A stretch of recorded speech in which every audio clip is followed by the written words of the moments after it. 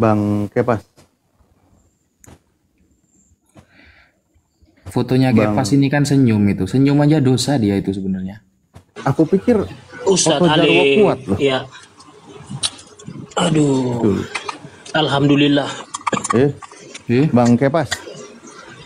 Ya siap Ustadz Ali. Bang Kepas ini seneng nggak sih sebenarnya Yesus itu mati di kayu salib?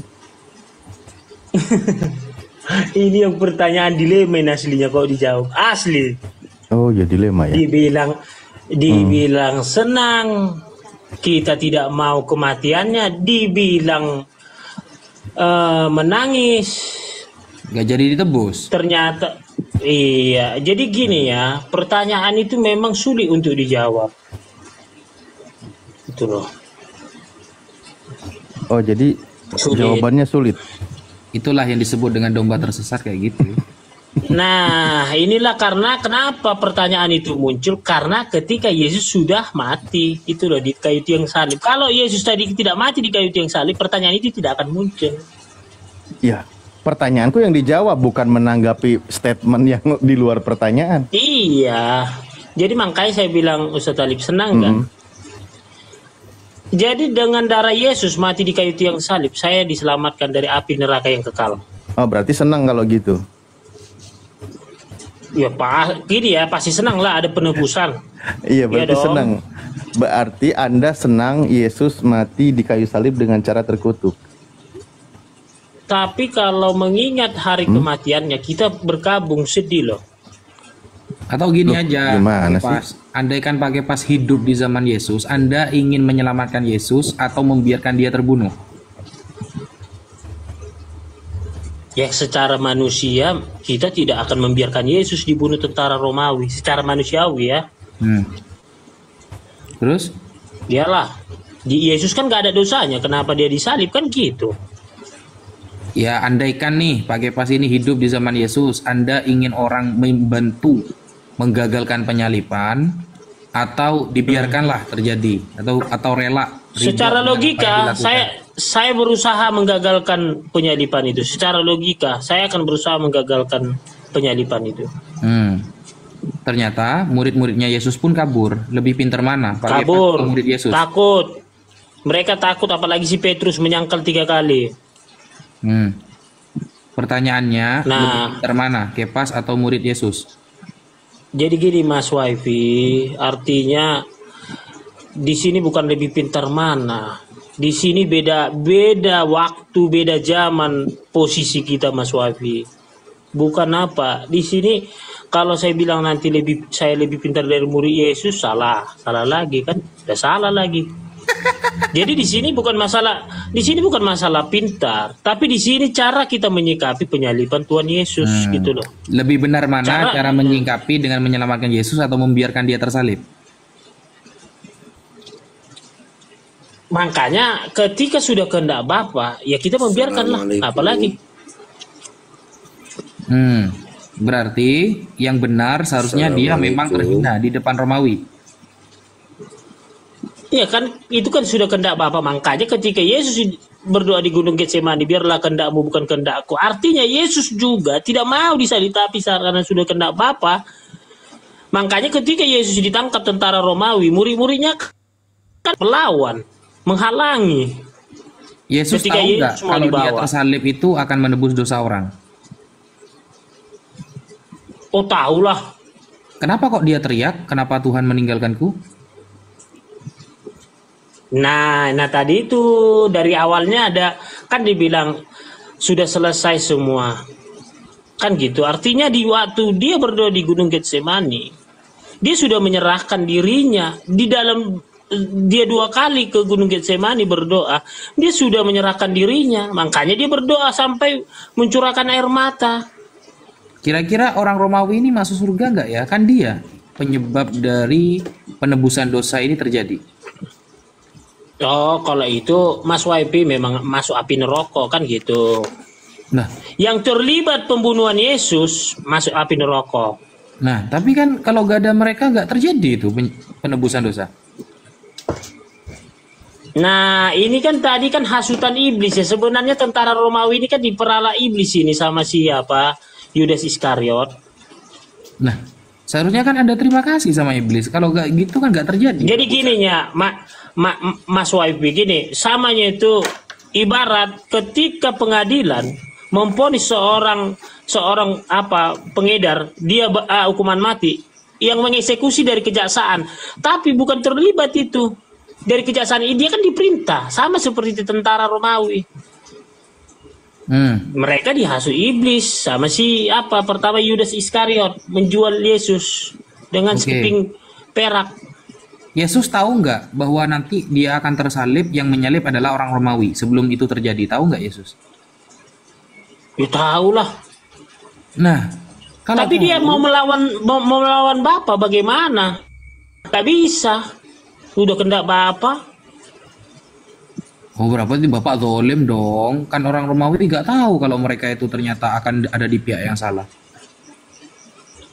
Ya memang ya pada waktu itu tentara Romawi, mereka makanya dibilang, Bapak ampuni mereka karena mereka tidak tahu apa yang mereka perbuat. Itu kan kata Yesus ketika di kayu tiang salib. Dikabulkan nggak doa itu? Dikabulkan. Oh, berarti ya masuk surga dong orang Romawi. Kan dimaafkan berarti. Karena kan Yesus ini kan meminta ampunilah mereka karena mereka.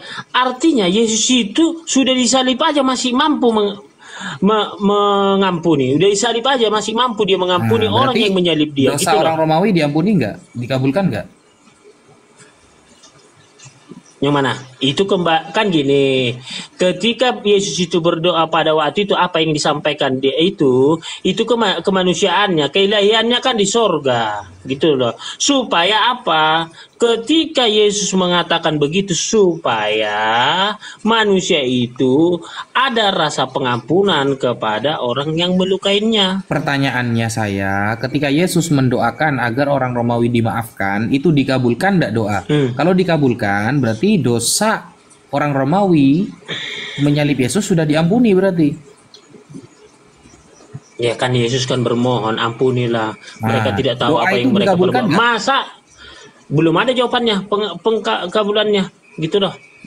Oh, masih loading berarti sampai sekarang. Oh, nanti hari penghakiman ketika Tuhan Yesus datang kedua kali. Oh, doanya masih macet gitu ya? Bukan doanya macet, itu istilahnya kalau di dalam pembukuan jurnal dia masih gantung. Gitu loh. Masih gantung. Misalnya yang berdoa misalnya Yesus loh, masa gak dikabulkan? Bukan. Jadi gini, biaya entertain ini digantung dulu, jangan dikeluarin dulu, jangan dikabulkan dulu gitu loh. Misalnya kita kan dalam proyek biaya entertain sekian, nanti dulu kalau biaya entertain ini dulu yang misalnya diampuni dosanya, ini kan kembali kepada gini ini loh, mau ikut kepada tender apa mau ngampuni dosa kayak ikut tender supaya cepat nalar Kang Santang gitu loh. Nanti kadang ada Kang Santang istilahnya nggak langsung connect, kadang kalau harus kita, makanya Yesus itu memberikan perumpamaan. Makanya Yesus itu ketika datang memberikan perumpamaan, nggak semua orang connect apa yang disampaikan Yesus itu tentang perumpamaan gitu loh. Berarti orang di dalam Bible ditulis orang soleh kalau berdoa pasti doanya akan dikabulkan. Nah, Yesus orang soleh bukan? Belum soleh ya. Belum. Berarti gak terlalu soleh Yesus ya? Enggak, kita tadi bicara orang soleh ini, jangan kita katakan setiap doa orang soleh langsung dikabulkan. Ada ditunda, ada langsung dikabulkan, ada yang tidak diterima Tuhan gitu loh. Anda sudah sering baca Bible nggak sih? Kalau tertulisnya seperti itu, apakah Anda berani menafsiri? Kenapa penafsiran saya mengatakan yang dikabulkan? Ini kembali kepada kewenangan Bapa. Makanya terkadang kita ini manusia, kita ambil alih kewenangan Tuhan. Jadi seolah-olah kita lebih tahu dari Tuhan, gitu loh. Makanya ketika masalah pengkabulan itu kembali kepada Bapa. Berarti doa Yesus tidak dikabulkan oleh Bapa, betul? Belum tentu Mas Waifi. Jangan kita bernarasi mutlak hal yang disampaikan Mas Waifi itu bahwa itu suatu kebenaran yang tidak dikabulkan doanya? Belum tentu. Tertulisnya seperti itu loh. Ini kan gini loh Mas Wapi, ini kan kehendak Bapak. Artinya gini, itu mutlak kembali kepada Bapak. Gitu loh. Coba sampean buka Mazmur 34 nomor 15 sampai 17. Mata Tuhan tertuju kepada orang-orang yang benar dan telinganya kepada teriakan orang-orang yang minta tolong. Satu, Yesus minta tolong. Ketika ada di salib, Yesus minta tolong. Eloi lima sabachthani. Ya Tuhanku, kenapa engkau meninggalkan aku? Wes, satu. Nah, kemudian Yesus berdoa agar orang yang membunuh dia, yang menyalib dia, itu diampuni. Berarti kalau sudah mata Tuhan dan telinga Tuhan dan bahkan tangan Tuhan yang bergerak, masa itu tidak dikabulkan? Ini kepada orang yang benar loh. Jelas tertulis. Oke.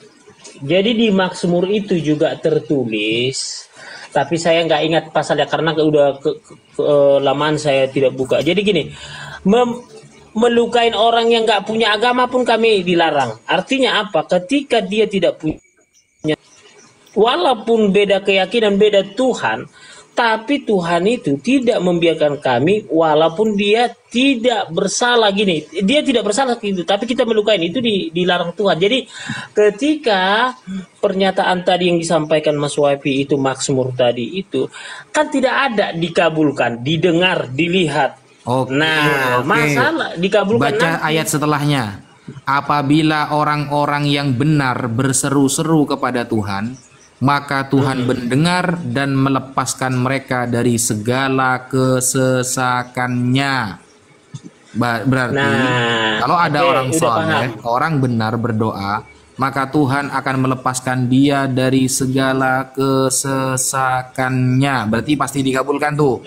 Jadi orang Romawi ternyata diampuni dosanya dan masuk surga bersama Yesus, betul?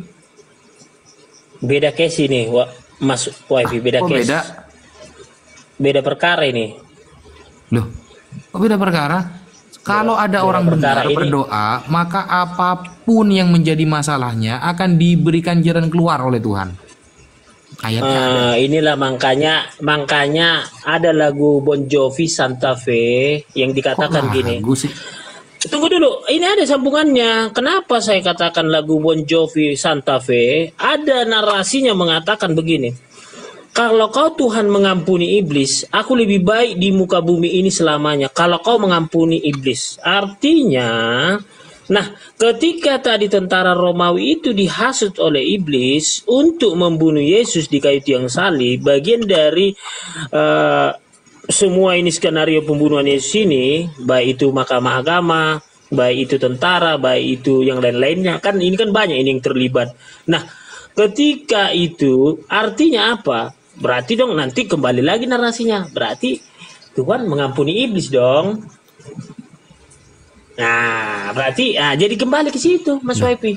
Makanya saya bilang tadi, nanti masa penghakiman ini beda case aja ini.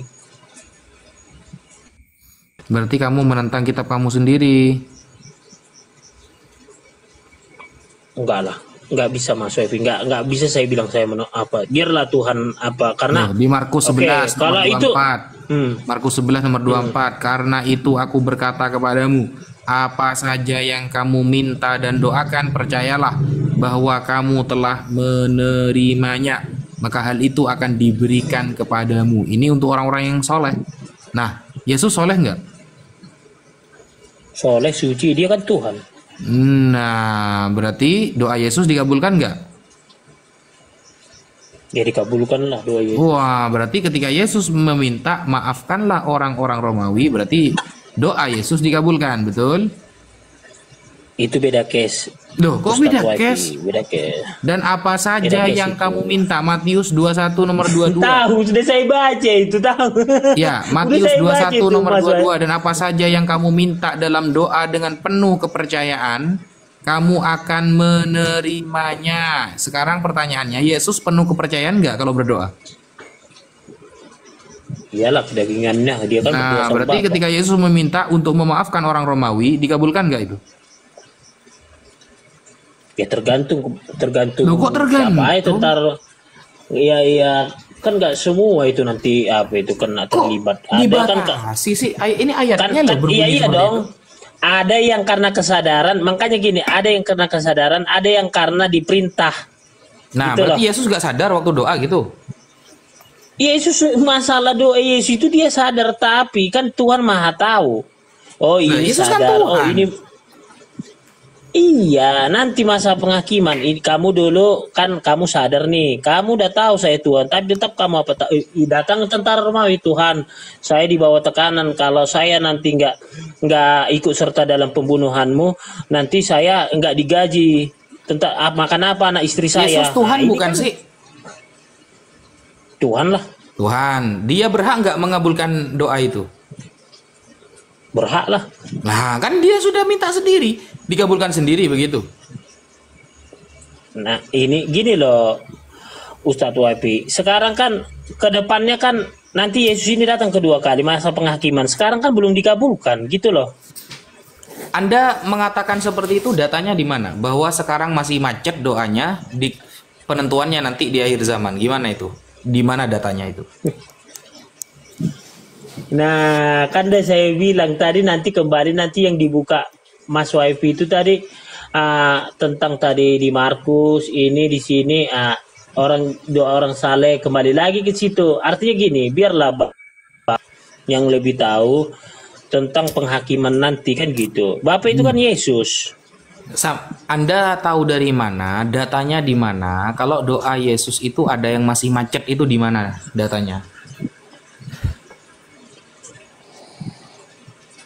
Kalau datanya nggak ada. Nggak ada datanya. Berarti Nggak ada datanya. kalau nggak ada Dikabulkan datanya gitu. apa namanya itu? dikabulkan gitu. Ya, kalau nggak ada datanya apa namanya itu? Asumsi lah. Ya, tepat. Lanjut Ustadz Alif. Kalau Ustadz Alif belum sampai lah ke situ. Benar Ya, nggak Ustadz bentar, Alif? ini Acak sama Pink Purple Muslim apa Kristen? Saya Muslim, alhamdulillah, Bang Kian Santang. Alhamdulillah. Ini Pink Purple. Pink Purple Muslim apa Kristen? Wah, nggak ada suara. Bisa juga lu bahasa Inggris ya, baca bahasa Inggris ya, Kang Santangnya. Gua kirain lu nggak bisa. Bisa juga lu. Ya Ustadz Alif mungkin mau ngelanjut. Kepas. Tadi Ya, Yesus sudah. berdoa, ketika Yesus berdoa bahwa ampuni mereka itu, dia Tuhan atau bukan? Kemanusiaannya. Ketika bukan. dia berdoa begitu, kedagingannya. Bukan Tuhan itu, yang lagi berdoa bukan Tuhan. Iya, kedagingannya. Karena kan keilahiannya kan tetap memantau dia. Oh, iya, berarti ketika dia berdoa seperti itu, dia bukan Tuhan ya? Dia Tuhan. Nggak, kan dia 100% Tuhan, 100% manusia. Nah, ketika dia berdoa seperti itu, Tuhan atau bukan? Ketika dia berucap, itu kedagingannya. Bukan Tuhan, bukan. Tapi keilahiannya nggak meninggalkannya. Berarti Tuhan yang lagi berdoa. 100% Tuhan, 100% manusia. Oh, berarti keduanya lagi berdoa. Bukan keduanya, satu. Nggak satu, yang Tuhan apa yang manusia? Kan tadi kan saya bilang tadi, yang berdoa itu kan kedagingannya. Oh, bukan ketuhanannya, bukan. Ya bukanlah, kan keilahian, makanya kan satu Tuhan, makanya ya Bapa kan dia kan berdoa sama Iya. Bapa. Berarti bukan Tuhan yang lagi berdoa itu ya? Kan kedagingannya. Iya, bukan Tuhan kan? Bapa kan di sorga, Ustaz Ali. Bapa di sorga. Ribet kali. Aku lagi nanya, Yesus ketika berdoa Iya. itu Tuhan atau bukan? Kedagingannya, kemanusiaannya. Nah, bukan Tuhan ya. Bukanlah, kan kedagingannya itu. Oke, berarti Yesus ketika berdoa dia bukan Tuhan. Itu kedagingannya, dia kan manusia. Nah iya, ketika Yesus berdoa dia bukan Tuhan. Iya kan, udah saya bilang kedagingannya Ustaz Talib. Nah iya, pas lagi berdoa Tuhannya pergi. Enggak lah, keilahiannya tidak pernah meninggalkan. Meskipun Yesus berkata, Eloi, Eloi, lama sabachthani, Allahku, mengapa kau tinggalkan aku? Yesus menganggap Bapa itu meninggalkan dia, tapi kita bahwa dia itu tetap ada ilahi itu gitu loh. Kok Kepas lebih tahu daripada Yesus itu sendiri? Kenapa? Karena kita lihat dari kekhawatiran hidupnya gitu loh. Ketika mau... Kenapa Anda lebih Yesus daripada Yesus? Kembali lagi. Bukan. Coba kesimpulannya, jadi ketika dia berdoa Tuhan atau bukan? Ini pertanyaannya udah 4 kali saya jawab loh. Kedagingannya, kemanusiaannya. Ketuhanannya nggak ada dalam diri dia, karena itu cuma manusia. Enggak lah, beda lah. Itu kan kalian nggak pernah meninggalkannya. Oh, berarti ada. Beda, di kan? dalam kemanusiaan yang lagi berdoa itu ada Tuhan juga. Jadi kan gini loh Ustaz Talib, ini kan dua natur ini. Dua natur. Kalau tentang tadi tentang ketika dia berdoa kan gitu. Dia Yesus ini kan dua natur ini. Oke, yes, yang lagi berdoa itu berarti 100% natur manusia. 100% manusia. Iya kan? Nah, berarti Yesus selama hidupnya dia 100% manusia. Iyalah, selama hidupnya di muka bumi ini 100% manusia. Bukan Tuhan kan? Keilahiannya nggak pernah meninggalkan Tuhan Yesus. Oh, berarti Tuhan juga di situ. Oh iyalah, waktu Yesus kan waktu dicobain iblis kan, waktu puasa itu kan bilang jangan kau cobain Tuhan Allahmu. Termasuk kan ketika dia berdoa Tuhan juga. Itu kemanusiaannya, kan dia mau selesai kan tugasnya kan udah selesai. Katanya kan selama selesai dia kan dibilang kan gini dikatakan sama murid-muridnya sudah selesai tugas kan jadi kan dibilang. Yang berkata sudah selesai itu Tuhan atau manusia? Kemanusiaannya. Bukan ketuhanannya ya? Bukan, keilahiannya kan di surga, tapi kan keilahian itu kan nggak pernah meninggalkan. Nah iya, keilahiannya di surga, kemanusiaannya di bumi. Bingung kan? Bingung kan? Loh, nggak bingung. Sampai kapan? Nggak bingung. Iya. Iya, kan ini kan pertanyaannya kan berulang, artinya kan ada kebingungan. Yang bingung itu yang jawab. Nah, Yesus kan ketika di bumi dia manusia. Iya kan? Ketika dia di bumi dia manusia, berdoa kepada Tuhan yang bukan manusia. Nah, terus? Nah, bener kan? Yesus berdoa di Gunung Getsemani ataupun dia berdoa melakukan mujizat itu karena keilahiannya di sorga gitu lah. Nah, iya, Yesus makan manusia. Manusia, tapi keilahiannya tetap ada karena dia dari firman. Nah, ketika Yesus menghidupkan orang mati, dia kan sebagai manusia kan? Mana ada manusia menghidupkan orang mati? Si Lazarus 4 hari udah bau busuk. Oh, jadi dia Tuhan? Dari kuburan. Siapa manusia bisa menghidupkan orang mati udah busuk? Jadi ketika tiba-tiba hidup lagi. Ketika Yesus membangkitkan orang mati, Yesus Tuhan. Tuhan lah. Bukan manusia. Bukan lah. Tadi selama hidupnya Yesus manusia atau bukan? Manusia. Dasar koplak. Nggak bisa karena beda. Bukan Ustaz Ali. Kau ini sadar nggak sih ngobrol ini, sadar nggak sih sebenarnya? Gini loh Ustadz Ali, beda konsep kami. Kalau saya kan udah beda, karena apa? Dia dua natur gitu loh. Oh, jadi kadang dia manusia, kadang dia Tuhan. Bukan kadang dia manusia, seolah-olah kadang manusia artinya nggak ada ilahinya berdiam diri kepada badan Yesus. Ya udah, nggak ada kadang-kadang. Ya udah kalau gitu berarti Yesus itu manusia sekaligus Tuhan.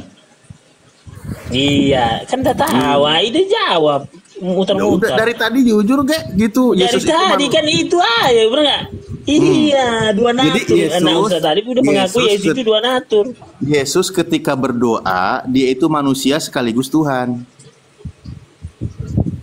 Ada datang baru tamu kita Ustaz Talib, disapa dia. Enggak kali aja dia mau diskusi gitu loh. Mogi.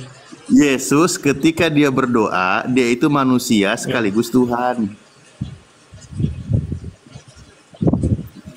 Jadi bukan hanya manusia yang sedang berdoa, tapi Tuhan juga lagi berdoa. Bingung kan? Makanya saya bilang. Nggak bingung, Itulah kalau kamu Kristen. bener nggak imanmu itu? Begini loh Ustaz Talib, yang bertanya siapa kan biasanya dibilang ada Enggak. lagi bertanya, kalau masih bingung bertanya, biar Ya guru udah, jawab Yesus, kan gitu. Yesus ketika berdoa dia itu sekaligus Tuhan, benar kan? Iya. Nah, yang mengabulkan doa itu manusia apa Tuhan? Tuhan lah. Berarti Yesus Tuhan lagi berdoa kepada Tuhan. Yesus itu sendiri ngapain berdia apa? Hmm? Dia ngomong kepada keilahiannya gitu loh. Ngomong kepada keilahiannya, Yesus bisa mengabulkan doa dirinya. Ya kan ada banyak mujizat segala macam. Orang buta bisa melihat, orang lumpuh berjalan. Iya, enggak kok Orang jadi ke mati bisa situ. dibangkitkan. Ketika Yesus berdoa, air jadi anggur. ketika Yesus berdoa, Yesus juga bisa mengabulkan doa dirinya. Putar-putar Mas Alip, saya nonton YouTube dulu ya, ada berita ini. Kau sendiri yang punya narasi. Ketika Yesus berdoa, mana orangnya? Kamu sih. Ya gimana lah. Dia kabur sendiri dia. Kadang-kadang ngikutin yang koplak juga biar obrolannya lanjut. Iya. Ini ada Busi sama Mogi, Muslim apa Kristen? Busi sama Mogi. Dibuka mute-nya.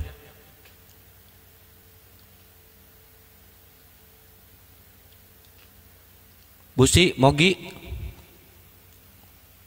Waduh.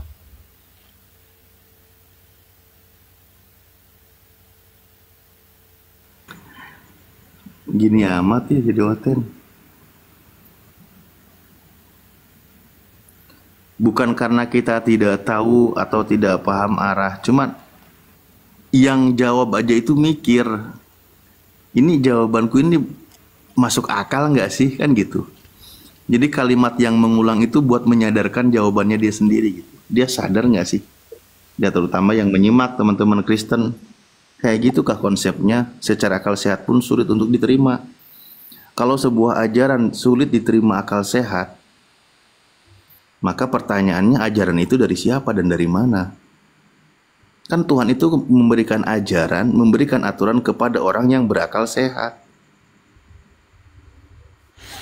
Ini kalau konsep di Islam ya, syariat hukum itu berlaku bagi orang yang berakal sehat. Contoh sholat, contoh puasa, dan lain sebagainya. Pasti orang itu orang yang berakal sehat. Yang gila itu nggak wajib sholat. Karena aturan itu berlaku untuk orang yang berakal sehat. Lah ini jawabannya itu berlawanan dengan akal sehat. Bingung jadinya. Gedabrus. Curhat Ya. dong mah. Curhat. Ya. Curhat. Andi. Ya. Muslim apa Kristen? Muslim. Ya. Oh. Assalamualaikum. Bang Andi, Muslim apa Kristen? Assalamualaikum. Waalaikumsalam warahmatullahi wabarakatuh. Ada yang mau disampaikan silakan. Di follow dulu ya channel komal ininya akunnya Ustadz Wapi nih. Di follow akun Ustadz Wapi. Dia baru 500 itu, walaupun di situ 1000 tapi masuknya cuma 500 itu. Oh, ya. Siap. Iya, saya aja baru 500. Terus ini diskusi nggak mau, dasar kemarin mau ditemuin kabur sama Akang.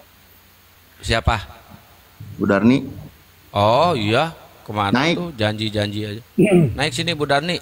Naik Bu Ini Dar. baru 600 masuk ke Ustadz Wapi nih followernya.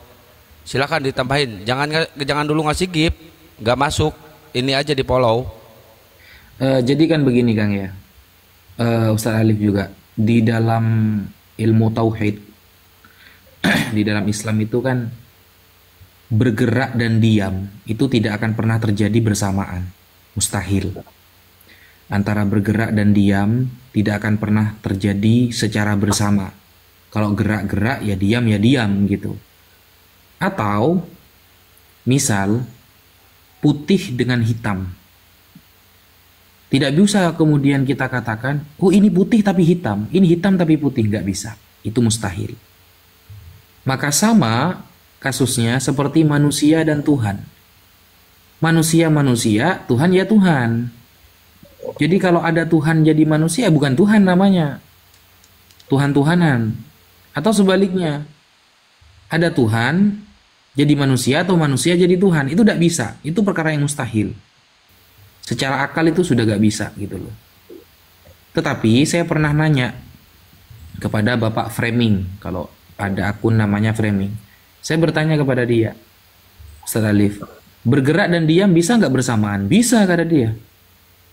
Gak, saya bertahun-tahun belajar dari kitab-kitab para filsuf, kemudian para pemikir, gak ada yang berani mengatakan bergerak dan diam itu bisa bersamaan. Ternyata untuk Kristen itu bisa. Kata Pak Framing bisa.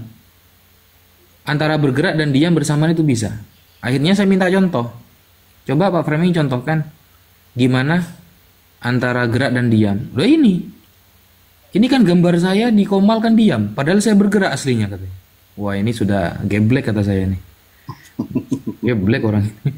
Apalagi kata si Edis, Ustadz, tempo hari waktu debat sama Ustadz, ada Tuhan tiri katanya. Waduh. Apalagi Ya, Tuhan diri. kata Edis kan waktu debat sama Ustadz Wapi kan, Roh Kudus itu kesebutnya Tuhan tiri. Parah. Jadi hitam dan putih itu perkara berbeda teman-teman. Kalau hitam ya hitam, putih. Bergerak dan diam. Kalau bergerak ya diam. Kalau gerakannya lambat ya tetap bergerak namanya gitu loh. Tuhan, manusia. Kalau ada konsep 100% manusia, 100% Tuhan, itu sudah konsep yang bingung sebenarnya. Konsep yang dibikin sendiri, yang nggak pernah tertulis di dalam kitab suci itu.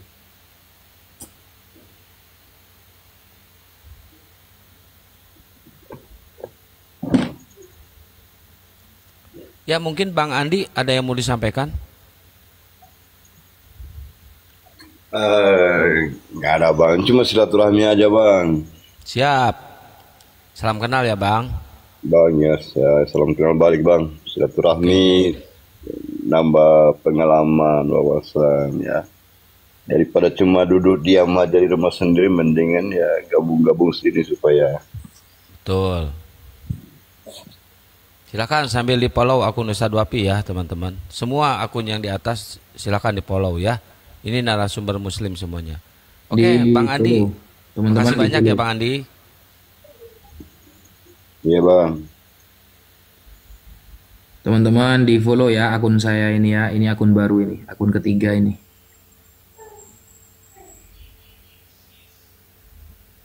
Itu Darni nggak bisa naik katanya.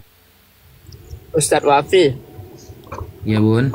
merasakannya seperti saya memohon ya. Oh aman kalau saya bun. Aman ya. Iya. Aman, Bikin aman. lagi Ustadz Wafi, harus punya cadangan memang. Iya bun. Ini dua-duanya sudah tumbang ini bun. Yang kemarin besar tumbang. Tumbang juga bun.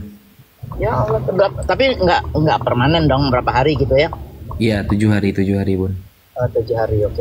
Mana Bu Darni? Di bawah kok nggak ada? Saya nggak lihat.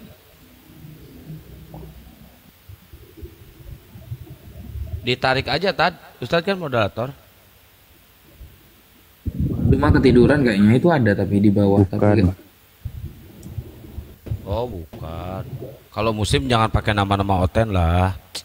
Jadi wajar mereka pakai nama-nama kita juga, kayak Bang Juma disuruh pakai di sana, wajar. Karena musim sendiri sering memakai nama mereka. Jijik saya dengan nama mereka itu.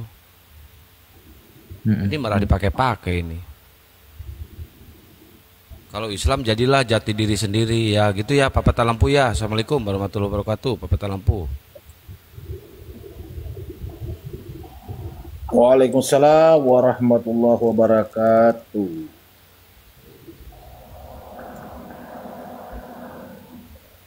Ini si Mikana juga palsu ini kayaknya ini, Muslim ini.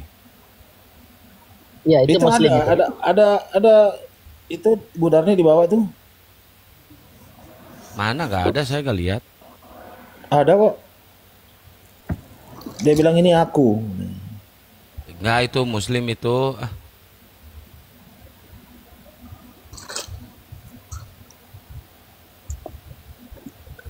Aneh ya.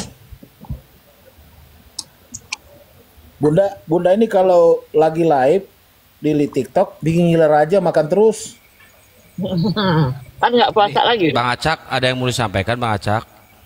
Assalamualaikum Bang Kian Santang. Waalaikumsalam. Ya, kenapa Bang Acak? Assalamualaikum semua yang ada di atas. Salam. Assalamualaikum warahmatullahi wabarakatuh. Ustaz Wafi, assalamualaikum Ustaz Wafi. Waalaikumsalam warahmatullah.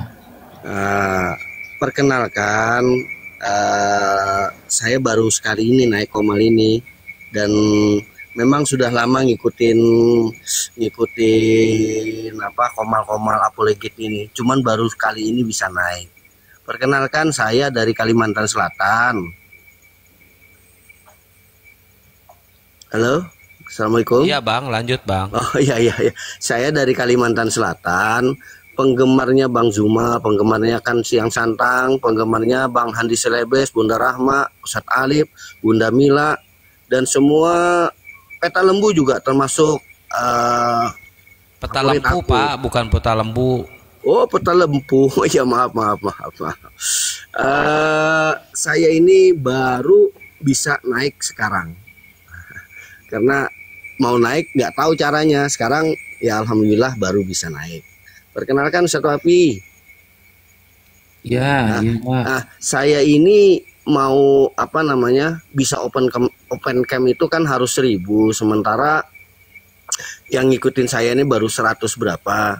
Mohon bisa apa namanya minta di polo biar saya bisa 1.000 gitu Ustadz Wafi. Waduh. Insya Allah Pak. Monggo. Ayo, naam, insyaallah. Ana min Kalimantan Ustadz Wafi, lakin ana kuntu fi Jawi zamanan. Wal an alhamdulillah astati an atakallam Arabiyatan. Iya. Ayo Ustadz Wafi. Ustadz Wafi antum fi Jawa Syarqi? Iya, saya di Jawa Timur Pak. Fi ain Ustadz? Di mana itu Ustadz antum Ustadz? Di Probolinggo. Oh, Probolinggo. Nanti kalau kalau Ana nanti ada ke sana, insya Allah Ana mau sowan ke antum Ustadz Wafi. Insya Allah. Siap. Ayo, tolong minta di polo-polo ya Ustadz ya, Bunda Mila terutama ini. Saya penggemar berat Bunda Mila. Ya, Masya Allah. Penggemar berat Bunda Mila, tapi nggak pernah ketemu sama Bunda. Baru sekarang nih Bunda. Kok ada yang ngefans berat nih? Ngefans berat. Masalahnya kadang di beranda saya suka suka lewat Bunda Mila. Salam kenal Bunda Mila. Bang Acak, kita mau kenapa? cari Oten dulu ya Bang. Oke, silahkan. Saya pamit ya. Assalamualaikum warahmatullahi wabarakatuh. Tafadol. Waalaikumsalam warahmatullahi wabarakatuh. Masya Allah. Tabayun.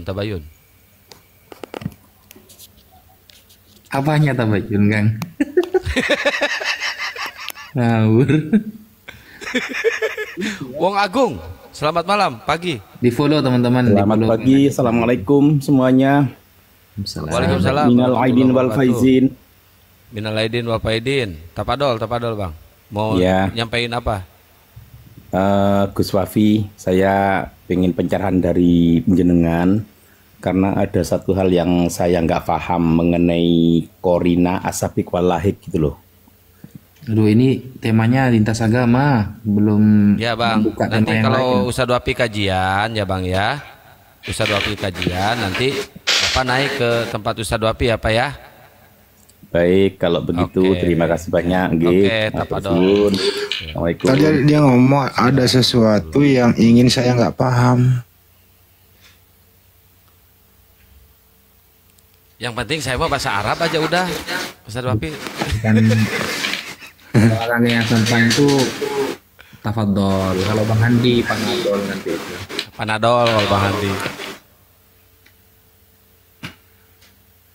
Ustaz lagi, Ustaz Abdul lagi. Kita Peri, ini dulu Peri dulu deh. Peri masuk pesantren. Buset. Peri masuk pesantren. Ya, Peri. Selamat pagi, Peri. Peri. Woi. Buset dah.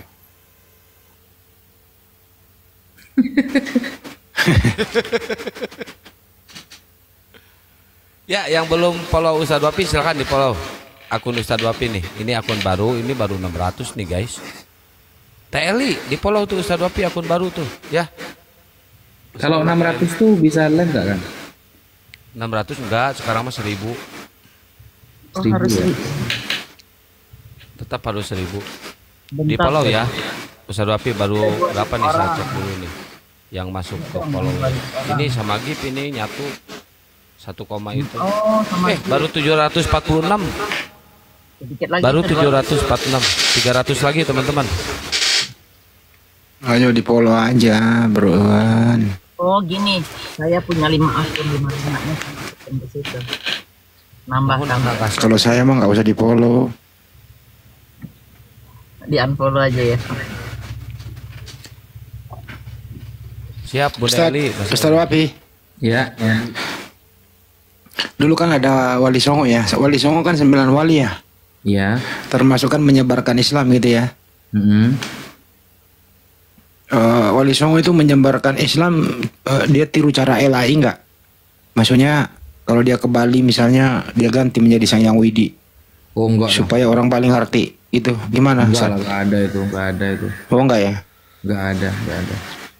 Jadi Wali Songo itu menyebarkan Islam ke tanah Jawa dan yang lain itu dengan akhlak dan dengan tidak meninggalkan adat-adat, ya selagi adat itu tidak berkaitan dengan yang haram. Jadi lebih ke sosiologi, pendekatannya lebih ke sosiologi. Tidak disamar-samar nama Tuhan gitu supaya orang ketipu dulu gitu. Ya enggak lah. Enggak ada itu. Paling budaya aja, paling mengikuti budaya aja Bang Hadi. Tapi ada agama lain tuh masuk ke Indonesia itu dirubah dulu, pinjam dulu istilah Islam karena targetnya Islam, gimana itu Tad? Nggak bisa, itu licik namanya.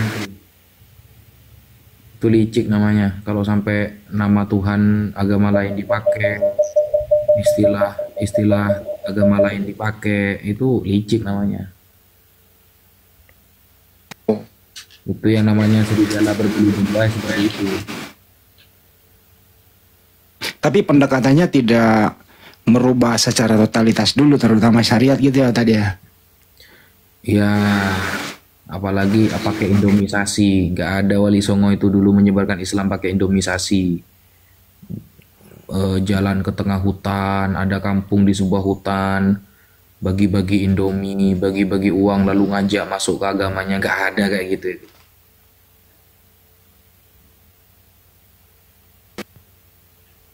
Oh gitu. Nggak ada. Misalnya ada orang berutang, dibayarin utangnya dulu gitu. Nggak ada. Jadi gini, Islam itu konsepnya berpikir tidak ada agama yang menjadikan akal paling profesional itu kecuali hanya Islam. Makanya ketika orang Kristen itu berbangga-bangga mereka memiliki 5.000 lebih manuskrip, tapi penulisnya gak ketemu siapa yang nulis, ya sudah imani saja. Gak gitu, Islam gak gitu. Islam cara pikirnya itu harus dengan logik, harus dengan beriman. Iman ini didasari dari perkara yang masuk akal dulu, tidak kemudian sesuatu yang tidak masuk akal, sesuatu yang tidak masuk akal itu dipaksa-paksakan. Gak bisa. Tapi kan waktu itu kan benar-benar masyarakat Nusantara kan itu nggak mengenal Islam. Kepercayaannya kan ada Hindu, ada Buddha, ada aliran kepercayaan gitu ya. Terus Islam masuk, apa nggak kesulitan tuh para dai-dai terdahulu kita itu memperkenalkan Islam kepada orang yang nggak ngerti sama sekali gitu kan? Nah, dakwah Rasulullah dengan dakwah para wali songo dan para ulama itu jarang yang dengan verbal. Dengan verbal itu jarang. Verbal maksudnya begini, lebih banyak ceramah, ngasih tahu, itu jarang. Mereka lebih menjadikan diri mereka sebagai contoh yang baik. Rasulullah tidak akan pernah kita temukan sebelum sahabat menjadi banyak, itu Rasulullah ceramah di mana-mana, nggak ada. Dakwah Rasulullah rata-rata dirinya itu sebagai dakwah, sebagai contoh. Misal, ketika Rasulullah menyampaikan selalu jujur. Dan ketika ada orang yang bertemu dengan Rasulullah langsung percaya bahwa Rasulullah ini orang yang amanah, begini, begitu. Nah, itu. Dari situ orang-orang akan tersentuh, oh, orang ini baik. Orang ini tidak buruk. Sampai orang-orang kafir pun mengakui Rasulullah itu orangnya baik. Sehingga dakwah para ulama dulu untuk di tempat yang tidak mayoritas Islam, itu dakwahnya bukan secara verbal, bukan dengan cara ngomong, berdiskusi, bukan dengan cara ceramah, bukan. Tapi menjadikan dirinya sebagai contoh uswatun hasanah, pribadi yang baik, sehingga ketika kita mendengarkan misalnya contoh Rasulullah yang selalu memberikan makan kepada orang-orang kafir, bahkan ada orang kafir ngetes Rasulullah, minta kambing kepada Rasulullah, lalu Rasulullah memberikan kambing itu. Maka apa kata orang kafir? Wallahi inna Muhammadan la yu'ti ata'an ma yakhaful faqrah. Demi Allah, aku melihat Muhammad ini kalau bersedekah seperti orang yang tidak pernah takut kepada kefakiran. Nah, dakwah Rasulullah itu bukan dengan verbal, tapi langsung dengan praktek. Sehingga banyak kemudian orang-orang yang tersentuh dengan dakwah itu sebagai uswatun hasanah, contoh yang baik, sehingga banyak yang masuk Islam. Tetapi ketika Islam sudah banyak, maka Rasulullah dakwahnya dengan verbal. Misal Rasulullah menerangkan ini halal, ini haram, atau yang seperti kita lakukan sekarang dengan cara berdiskusi, karena Islam sudah tersebar kemana-mana. Islam sudah banyak, maka tugas kita dengan cara verbal. Seperti itu. Ya, aku ditegur di bawah, katanya sambut dulu tamu. Hah? Disuruh sambut tamu ya. Yang baru nongol. Silakan yang baru nongol.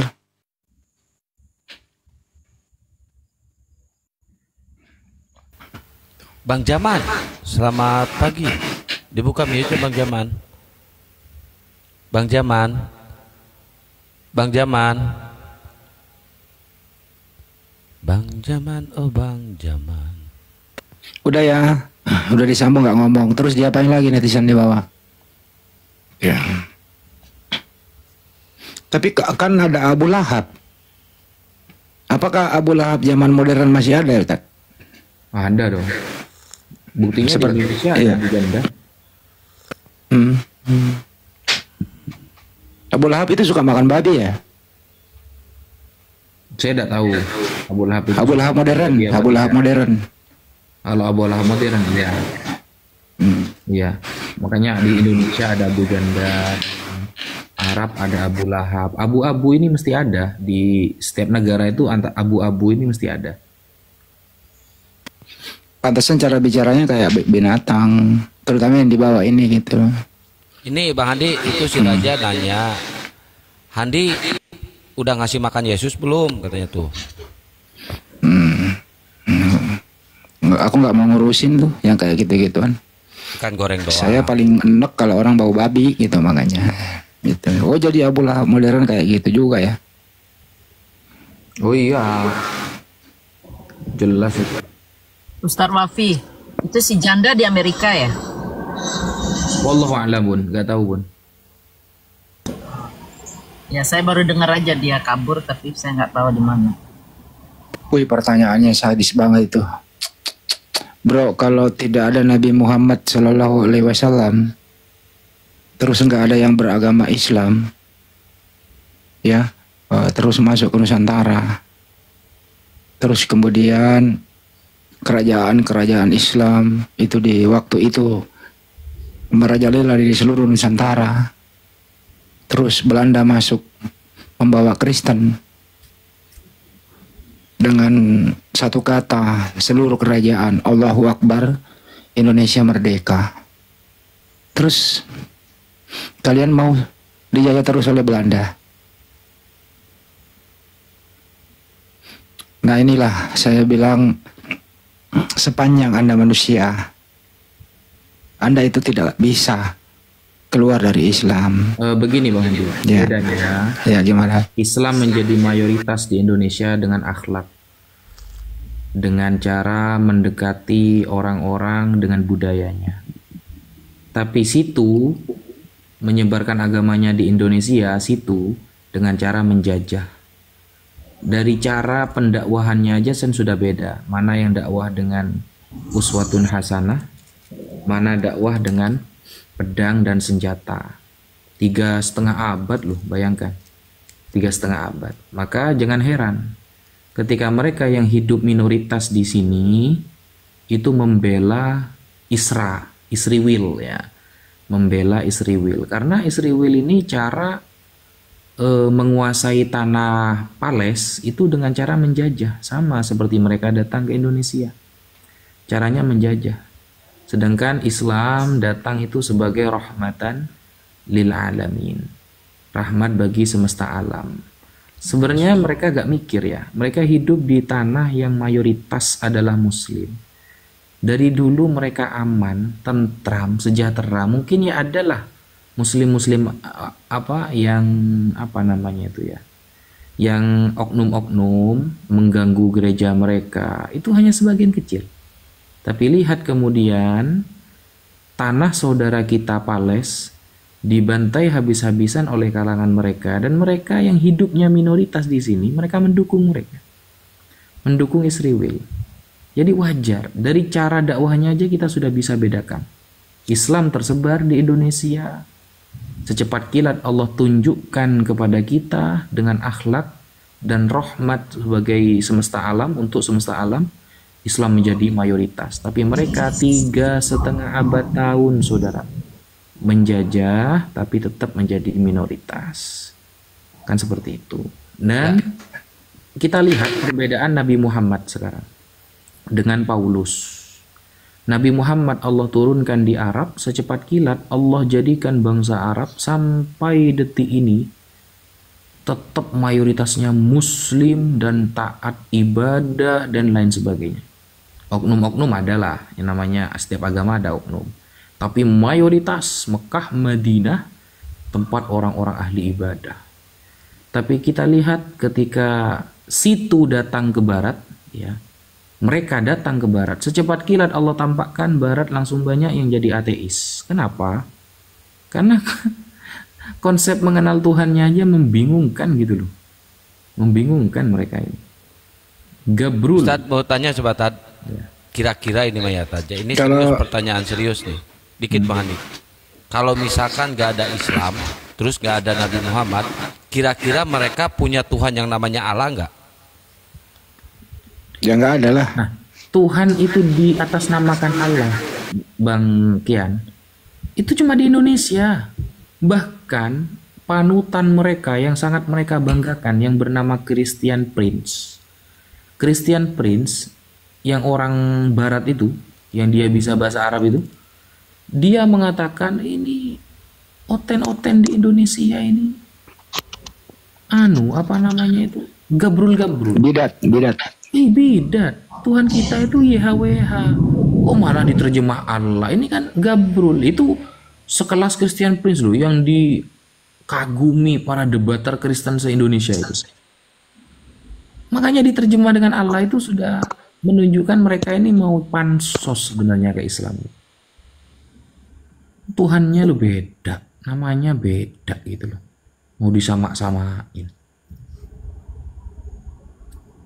Amit-amit cabang rambutan.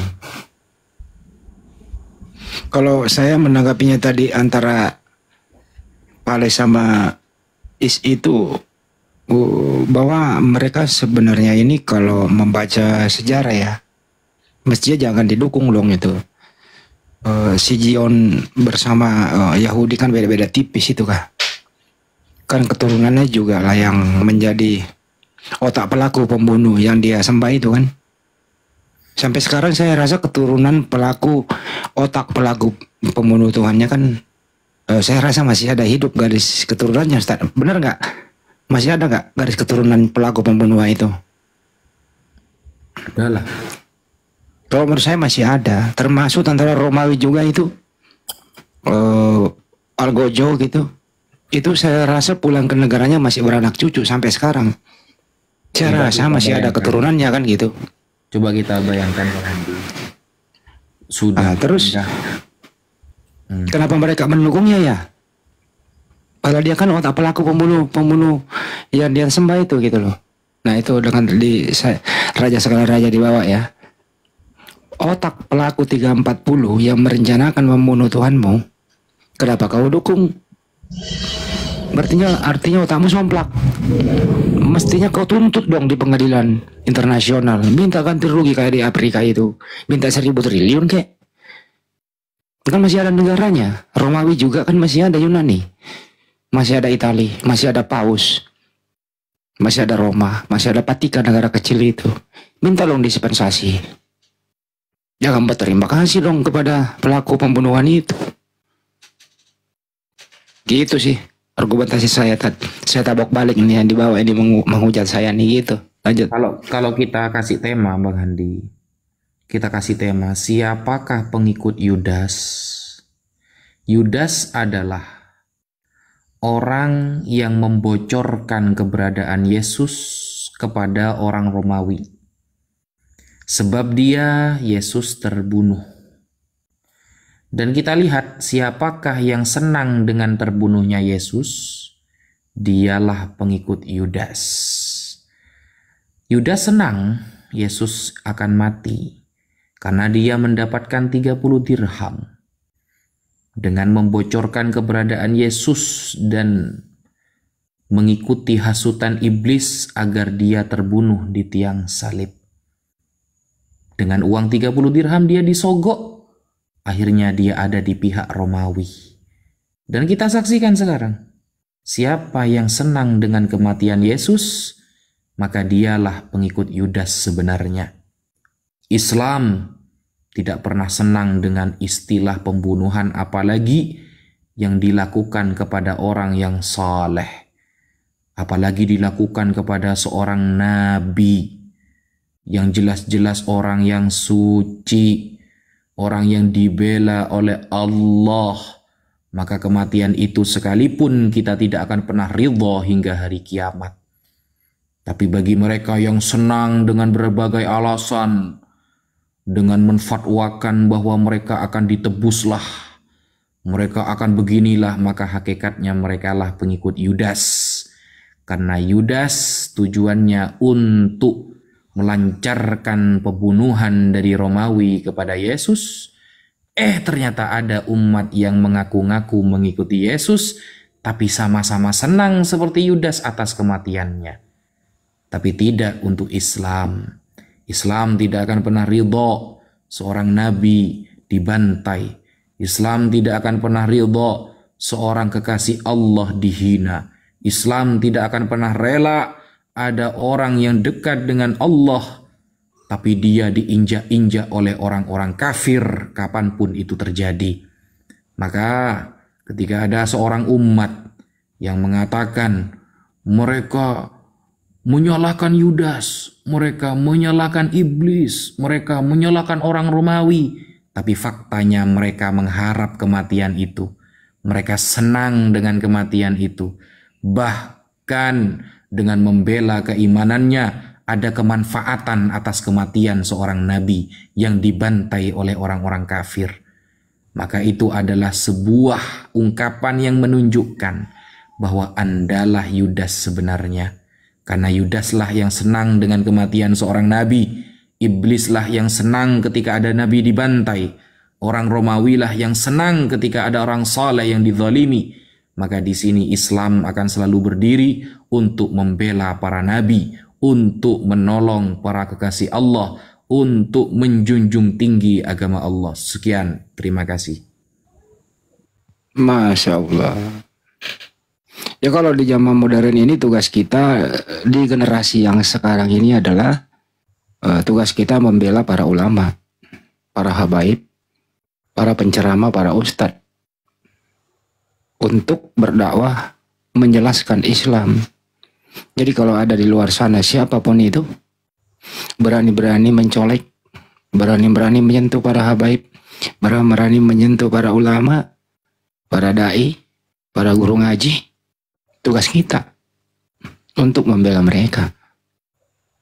Apalagi menista yang kita sembah dan Nabi kami, beraninya di media sosial. Jadi teman-teman semuanya, ya rapatkan barisan. Di diskusi lintas agama di media sosial ini kita luruskan yang bengkok dengan cara yang baik tentunya. Nggak boleh bertindak sendiri, nggak boleh main hukum sendiri. Ada hukum berlaku di negara ini, kecuali di medan perangnya, dalam kondisi darurat. Itu kira-kira Ustaz dari saya. Kasih. Mantap Bang Handi. Jadi ingat, agama Allah adalah agama yang tidak pernah ridho kekasihnya dibantai. Orang Islam adalah orang yang tidak pernah rela ada orang soleh dihina. Agama Islam, kita sebagai muslim adalah manusia yang akan selalu menjunjung tinggi orang-orang yang dijunjung oleh Allah, para nabi, orang soleh. Tidak boleh kita merayakan atau bahkan senang di hati kita ketika ada kekasih Allah yang dihina, dibantai habis-habisan. Ketika ada orang yang senang dengan pembantaian, ada orang bahagia, ada orang merasa tersanjung ketika ada orang soleh yang dibantai, yang dizalimi, maka ingatlah, dialah Yudas sebenarnya. Karena tujuan Yudas ingin membantai Nabi Allah. Israel berkali-kali dalam fakta sejarah membantai Nabi-Nabi Allah. Nabi Yahya dibunuh oleh orang Israel. Nabi Zakaria dibunuh oleh Bani Israel. Semua para nabi yang diutus oleh Allah untuk berdakwah ke tanah Bani Israel, mereka bantai. Hingga kemudian turun Nabi Isa alaihi salam. Turunlah Yesus. Mereka pun juga tidak lepas dari pembantaian tangan-tangan orang Yahudi atau Bani Israel.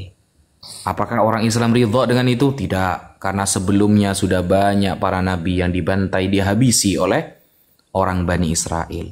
Hingga Nabi Isa pun ketika di tiang salib ingin dibunuh dengan melancarkan fitnah dari Yudas yang melalui fitnah itu dari bisikan iblis dan dilancarkan oleh orang Romawi. Ini bukan baru saja terjadi, tapi sudah terjadi pembantaian yang lebih dahsyat sebelumnya kepada Nabi Yahya, Nabi Zakaria, dan nabi-nabi yang lain. Semuanya dibantai, dibunuh. Maka kita sebagai umat Islam tidak akan pernah ridho dengan hal itu.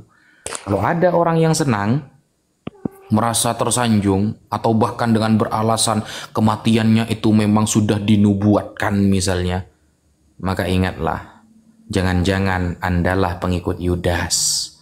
Karena itulah tujuan Yudas sebenarnya, ingin membantai Nabi Allah. Na'udzubillahi min dzalik. Begitu Bang Handi. Ya, ini ada Bang Nopal Barbara. Selamat pagi. Assalamualaikum.